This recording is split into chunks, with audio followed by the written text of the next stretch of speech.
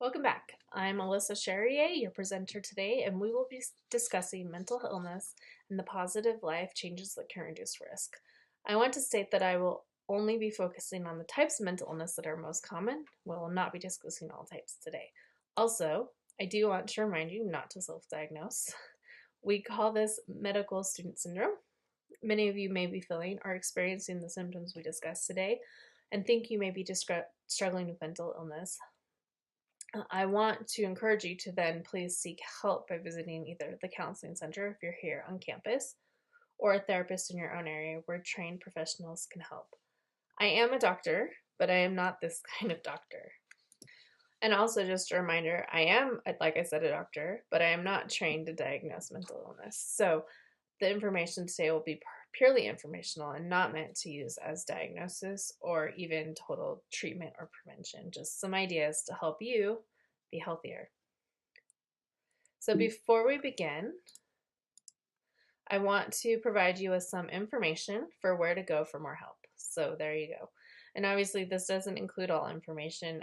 This is mostly, at least depression, anxiety, and the first two are from campus. So let's begin. So trained professionals use what's called the DSM-5, or the Diagnostic and Statistical Manual of Mental Disorders, to assess and diagnose mental disorders in patients. So we'll go through criteria that must be met for specific mental health disorders today. However, once again, do not self-diagnose. So I first want to discuss depression, the most common mental health disorder in the world. It affects 322 million persons worldwide, with 16.1 million in the US alone.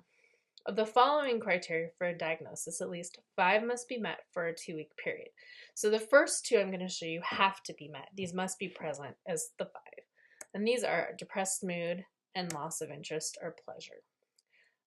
From the remainder of the list, 3 more have to come from the remaining criteria. So fatigue or loss of energy, feelings of worthlessness or guilt, weight or appetite changes, inability to fall asleep or sleeping too much, feeling restless, sluggish thoughts, or not feeling like moving, decreased ability to think or concentrate, and recurrent thoughts of death or suicide. So what can I do to positively affect or aid in preventing these symptoms? Well, first, if you are experiencing these symptoms, please see a trained professional. And the suggestions given today are just meant to aid in this, not cure or fix these problems. So one thing that has been proven by science to help is to focus on your strengths. So don't know what they are? We'll take an assessment to find out. The one thing I can guarantee is that we all have been given spiritual gifts, which we can turn into strengths. In Moroni 10 and many other scriptures we're taught of these, and in Moroni 10:17 we're told that all these gifts come by the Spirit of Christ, and they come unto every man severally according to his will. And Heavenly Father doesn't just leave people out. We all have spiritual gifts, meaning we all have strengths, and as long as we learn what they are, we can strengthen them. So does the research back up using our strengths? And the answer is yes. In fact, using one's signature strengths in a new way increased happiness for 6 months and decreased depression for 3 months. In a longitudinal study, strength use was found to be an important predictor of well-being and led to less stress and increased positive effect, vitality, and self-esteem at both a 3-month and 6-month follow-up. Using one's signature strengths in a new and unique way is an effective intervention. Use of strengths increased happiness and decreased depression for 6 months. Character strengths also buffer people from vulnerabilities that can lead to depression and anxiety, such as the need for approval and perfectionism. Okay, so next I want to talk about anxiety. 275 million persons have anxiety worldwide, and with 40 million in the US alone. For diagnosis, at least 4 of the DSM-5 criteria must be met, with the first one having to be met, and this is excessive worry lasting more than 6 months. The following, then, you have to at least have 3 of these: restlessness or edginess, fatiguing and tiring easily, lack of concentration, easily irritated, difficulty sleeping, and increase in sore muscles. So just like with depression, what can I do to positively affect or aid in preventing these symptoms? Well, one thing you can do is random acts of kindness. Performing at least 1 random act of kindness per day results in 23% less cortisol, which is the anxiety hormone, decreased social anxiety, and a reduction in depression. So, in Mosiah 2:17, we're also reminded that when you're in the service of your fellow beings, you're only in the service of your God. The third mental health disorder I want to talk about is attention deficit hyperactivity disorder, or ADHD. ADHD affects 9.4% of people in the US, with 6.1 million of those being between the ages of 2 and 17. Those afflicted by ADHD worldwide is undetermined. For ages up to 16, 6 or more of the DSM-5 criteria must be met, and for ages 17 and up, 5 must be met. And these include for inattention, often fails to pay attention, has difficulty keeping attention for an extended period, does not listen when spoken to, does not follow through on instructions, has difficulty with organization, loses things, and is forgetful about daily activities. And for hyperactivity and impulsivity, this includes fidgeting, leaving the seat often, running and climbing in inappropriate situations, excessively talking, blurting out answers or interrupting, and waiting their turn is extra hard. So once again, what can I do to positively affect or aid in preventing these symptoms? Well, one thing you can do is get out in nature. In fact, research has shown that nature improved ADHD symptoms regardless of gender, SES, or type of activity, and that the effect of nature is similar to that of Ritalin. So get outside if you can. The last mental health disorder I want to discuss is addiction. For the following addictions, on this page, there are DSM-5 criteria for diagnosis, and these are the following stats based on these addictions. So, as far as substance abuse goes, in the U.S., out of those that are age 12 and above, 10.6 were shown to have substance abuse. This is according to the CDC in 2006. And in 2017, 19.7 million ages 12 and up had substance abuse issues in the US. 74% of these were alcohol related. As far as video games goes, video games is a $10.3 billion industry, and 72% of households play video games. Gambling is also an issue, and in the United States, 1 million persons meet the criteria for pathologic gambling, and 4 to 6 million are considered problem gamblers. So what makes something so addictive? Well, there are 5 criteria, and if these are met, they can make something extremely addictive.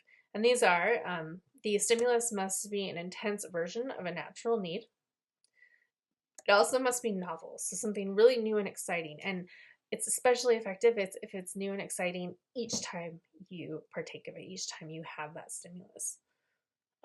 It must be easily accessible, meaning there's a limitless supply.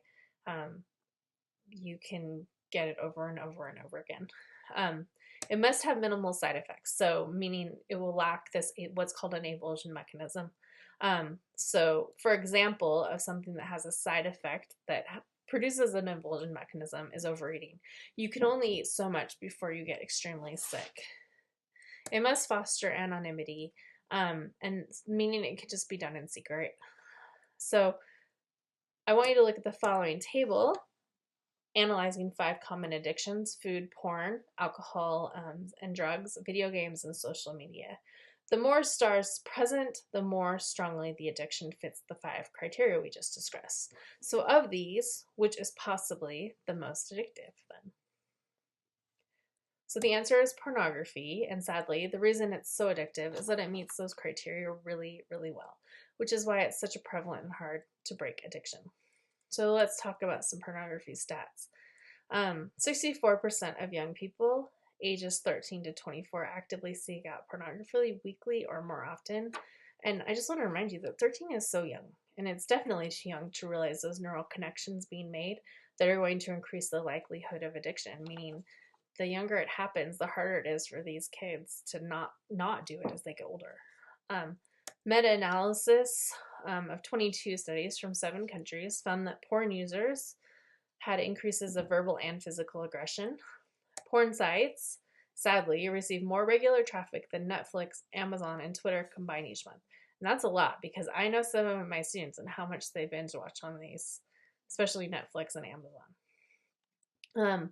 35% of all internet downloads are porn related, and 34% of internet users have been exposed to unwanted porn by ads, pop-ups, etc.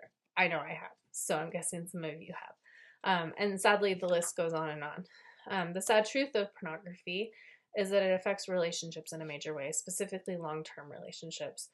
Pornography use has been shown to lower relationship satisfaction, emotional closeness, sexual satisfaction, stability in the relationship, and positive communication. It's also been shown to increase relational aggression, and it can lead to a numbness for sexual pleasure. In other words, pornography destroys the part of marriage that is designed by God to bring a couple together. So I want to acknowledge that I realize that many who are watching this video currently have an addiction, and the majority are either casual or addictive consumers of pornography. I also acknowledge that you may already be feeling very helpless at this point, and you may be wondering if there is hope for addiction. And I would just say the answer is a resounding yes. But where do you start? Well, you start with yourself, right? You need to start in recognizing you need help and that you cannot fight it alone. I'm posting some places to begin to get help, and I do want to emphasize that beating addiction, specifically pornography, is not a passive act. You have to be actively engaged and employing all the tools you have available: counseling, therapy, changes in your environment and stimuli, bringing God into the equation, your family, friends, whatever else you can think of. Be open and honest about it. And if you're willing and wanting and actively engaged, there is hope. I just want to close with a quote from Jeffrey R. Holland. He said, "Broken minds can be healed just the way broken bones and broken hearts are healed. While God is at work making those repairs, the rest of us can help by being merciful, non-judgmental, and kind. Our Heavenly Father loves all of us, so no matter how broken we feel, He loves us, and He wants us to be happy. So do not give up on yourself, and do not give up on others." I'll see you next time.